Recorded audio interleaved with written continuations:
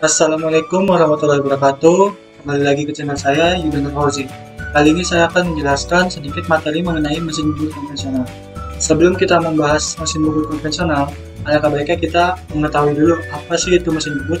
Nah, mesin bubut itu adalah suatu mesin perkakas yang digunakan untuk memotong benda yang diputar. Sedangkan bubut itu sendiri merupakan suatu proses pemakanan benda kerja yang sayatanya dilakukan dengan cara memutar benda kerja kemudian dikenakan pada pahat yang digerakkan secara translasi sejajar dengan sumber putar dari benda kerja. Gerakan putar dari benda kerja disebut dengan gerak potong relatif, dan gerakan translasi dari pahat disebut dengan gerak umpan. Kemudian ada dua jenis dari mesin bubut itu sendiri, yaitu mesin bubut konvensional, yang kedua mesin bubut CNC. Mesin bubut konvensional itu mesin bubut yang dilakukan secara manual dengan mengandalkan kreativitas si pembuat, sedangkan mesin bubut CNC itu mesin bubut yang dilakukan secara otomatis menggunakan sistem pemrograman. Kemudian ada prinsip kerja dari mesin bubut itu sendiri, yaitu benda kerja diletakkan di cekam, kemudian spindle akan menggerakkan benda kerja secara berputar, dan pahat potong akan bergerak maju untuk menyayat si benda kerja tersebut. Jadi di mesin ini benda kerjanya lah yang bergerak sedangkan pahat potongnya diam. Lanjut ke bagian-bagian terpenting dari mesin bubut, yaitu pertama terdapat kepala tetap atau headstock, yaitu terletak di sebelah kiri mesin bubut. Bagian ini terdapat spindle ya untuk memutar benda kerja, kemudian ada tuas-tuas berguna untuk mengatur kecepatan dari putaran spindle. Selanjutnya yang kedua ada kepala lepas atau tailstock. Ini terletak di sebelah kanan pada mesin bubut ya. Fungsinya untuk menghindari benda kerja bengkok pada saat proses pembuatan. Selanjutnya ada eretan. Nah, eretan ini terbagi menjadi tiga ya, yaitu eretan melintang, eretan bawah, dan eretan atas. Eretan melintang ini untuk gerak makan melintang, sedangkan eretan bawah untuk menggerakkan seluruh eretan, dan eretan atas untuk gerak makan horizontal. Selanjutnya ada cak atau cekam. Itu fungsinya untuk tempat memegang benda kerja. Nah, selanjutnya terdapat macam-macam pahat potong yang digunakan dalam proses mesin bubut ini. Yaitu pertama ada pahat bubut rata, digunakan untuk permukaan benda kerja yang rata atau disebut dengan bubut lurus. Kemudian ada pahat bubut tulir, digunakan untuk membentuk kulir pada benda kerja. Kemudian ada pahat alur, yaitu digunakan untuk membentuk alur pada permukaan benda kerja. Kemudian ada pahat bubut potong, yaitu untuk memotong suatu benda kerja menjadi dua bagian dengan ukuran panjangnya tertentu. Selanjutnya ada material yang digunakan untuk pembuatan pahat pada mesin bubut ini.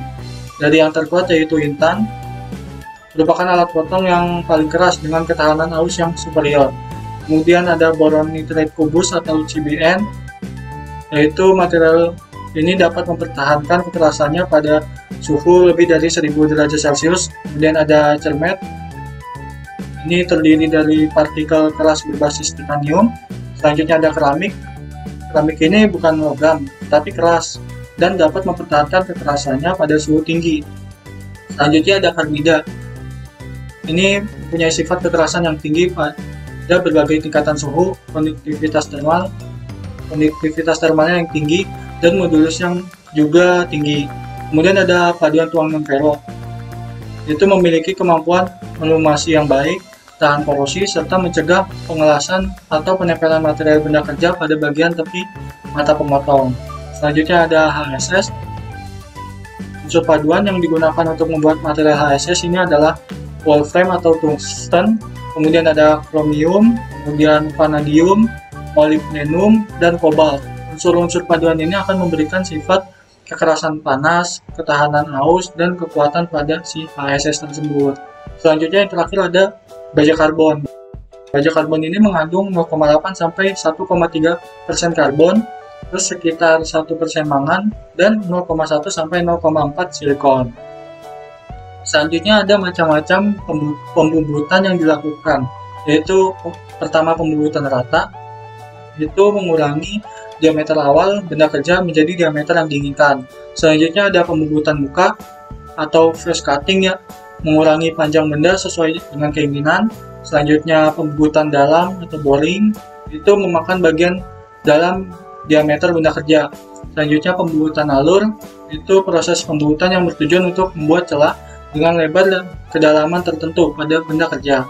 Selanjutnya pembubutan bulir, tadi untuk membuat bulir pada benda kerja, contohnya itu seperti baut ya. Nah, lanjut ke pembubutan potong atau cut off turning, itu untuk memotong benda kerja menjadi dua bagian. Selanjutnya ada pembubutan tirus, yaitu bagian dari poros yang diameternya mengecil dari titik ke titik pada panjang poros. Nah, selanjutnya ada rumus yang digunakan dalam proses pembubutan ini, yaitu rumus ini ya. Jadi putaran benda kerja sama dengan kecepatan potong dikali 1000 dibagi pi kali d. D-nya itu diameter benda kerja. Selanjutnya kita dapat mencari frekuensi pemakanan menggunakan rumus ini ya. Nah, rumusnya itu diameter awal dikurang diameter yang diinginkan dibagi ketebalan pemakanan. Selanjutnya kita dapat mencari waktu permesinan, yaitu menggunakan rumus yang ini. Nah, rumusnya itu panjang pemakanan dikali frekuensi pemakanan dibagi kecepatan asutan dikali kecepatan mesin. Dan yang terakhir kita dapat mencari rumus sudut tirus. Nah, sudut tirus ini rumusnya diameter awal dikurang diameter yang diinginkan dibagi 2 dikali panjang tirus. Seperti itu. Nah, selanjutnya kita akan membahas proses pengerjaan benda kerja pada mesin bubut. Jadi ini adalah salah satu contoh benda kerja yang ingin saya buat. Langkah pertama, kalian bisa meletakkan benda kerja di mesin bubut ya, dengan cara diletakkan dicekam, kemudian kalian pilih pahat potong yang kalian gunakan. Nah, di sini saya ingin menggunakan pahat potong tirus dulu ya, untuk membuat bentuk bagian seperti ini. Ketika sudah jadi atau sesuai dengan keinginan, selanjutnya kalian bisa mengganti pahat potong kalian gunakan pahat potong alur untuk membentuk bagian pada gambar ini pada diameter 40. Ketika sudah jadi, selanjutnya kalian menggunakan pahat rata untuk membubut bagian yang berdiameter 56 ini. Seperti ini. Jika sudah, kalian bisa mendapatkan hasil rumus yang tadi telah saya berikan ya. Dan ini adalah hasil dari perhitungan yang kita peroleh, yaitu kita membutuhkan waktu total selama 200,99 menit dari proses pembubutan yang telah kita lakukan itu. Ya, seperti itu saja yang bisa saya sampaikan. Bila ada kesalahan mohon dimaafkan. Wabillahi taufiq wal hidayah. Wassalamualaikum warahmatullahi wabarakatuh.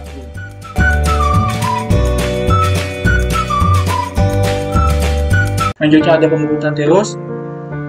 Bagian dari poros yang ukuran diameternya mengecil ke titik.